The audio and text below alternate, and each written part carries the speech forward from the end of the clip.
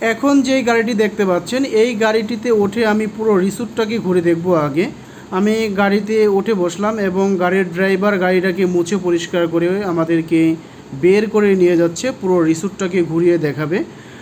আমি অতি প্রথমে যখন রিসোর্টে এন্ট্রি ফি দিয়ে যখন প্রথমে ঢোকার পরবর্তীতে দেখলাম যে চারোদিকে গাড়ি রাখা আছে, বিভিন্ন ধরনের গাড়ি।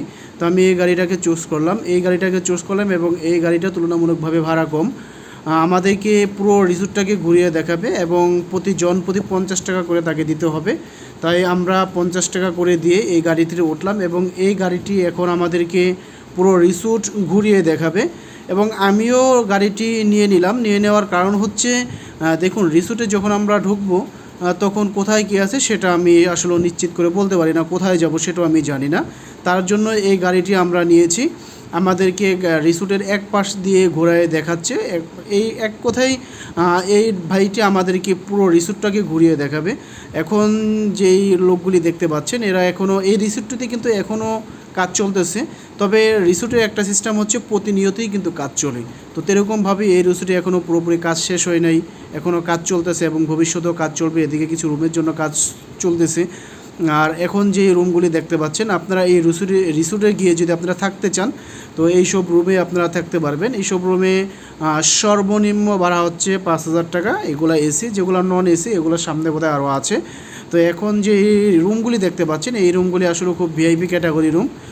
এই রুমগুলিতে যদি আপনি থাকতে হয় অবশ্যই 5,000 প্লাস আপনাকে টাকা গুনতে হবে 12 ঘন্টার জন্য।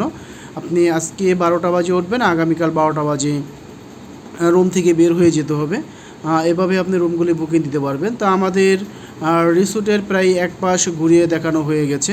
তো আমাদের গাড়িটা এখন ব্যাক সাইডে দিয়ে দিচ্ছে। আমরা ব্যাগে দিয়ে জাস্ট যেই জায়গায় গাড়িতে উঠছি ওই জায়গা থেকে গাড়িটি ঘুরে আমাদেরকে আবার নতুন আরেকটি সাইডে নিয়ে যাবে। এখন আমরা যেই সাইডটি ঘুরে দেখে আসলাম এই সাইডটি এখন গাড়ি কিন্তু ব্যাগে দিচ্ছে। ব্যাগে দেওয়ার পর আমাদের ওই জায়গায় আগে যেই জায়গার থেকে আমরা গাড়িটি উঠেছিলাম সেই জায়গায় উঠে গাড়িটি নতুন আরেকটি সাইটে নিয়ে যাবে। সেই সাইটের পরিবেশ বোধহয় আরও ভালো হবে। রিসোর্টের কিছু অংশ আমাদেরকে এখন দেখানো হলো।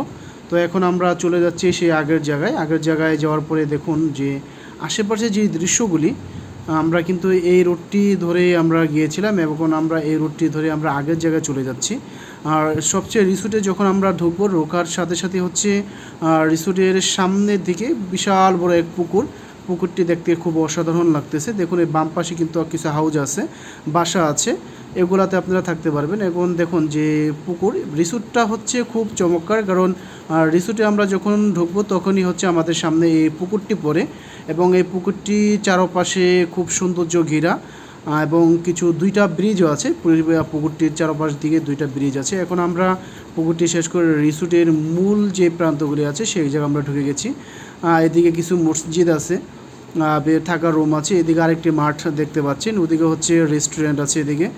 আর এই বাম পাশে হচ্ছে সুইমিং পুল, এটার ভিতরে আপনারা গোসল করতে পারবেন, অবশ্যই টাকা দিয়ে গোসল করতে হবে। আর এদিকে আরেকটি মাঠ। রিসোর্টে মোটামুটি অনেক ফাঁকা মাঠ আছে, এই মাঠগুলোতে আসলে আমরা এখনও যাই নাই। তো আমরা রিসোর্টটাকে আগে ঘুরে দেখতেছি, আমার ভাই ঘুরে দেখাচ্ছে। দেখুন এই পাশেও মাঠ, বাম পাশেও মাঠ আছে। আমি এই যে এদিকেও দেখেন, এদিকেও বিশাল মাঠ। তো আমরা রিসোর্ট এই ভাই প্রায় আমাদেরকে ঘুরিয়ে দেখিয়ে ফেলছে। সামনে কিছুক্ষণ গেলেই বোধহয় শেষ হয়ে যাবে। এদিকে বাম পাশে দেখছেন আরেকটি রুম দেখা যাচ্ছে, এদিকে কিছু রুম দেখা যাচ্ছে। এই রুমগুলির ভাড়া মোটামুটি কম, 3 থেকে 3,500 টাকা। তো আমাদের গাড়িটি এখন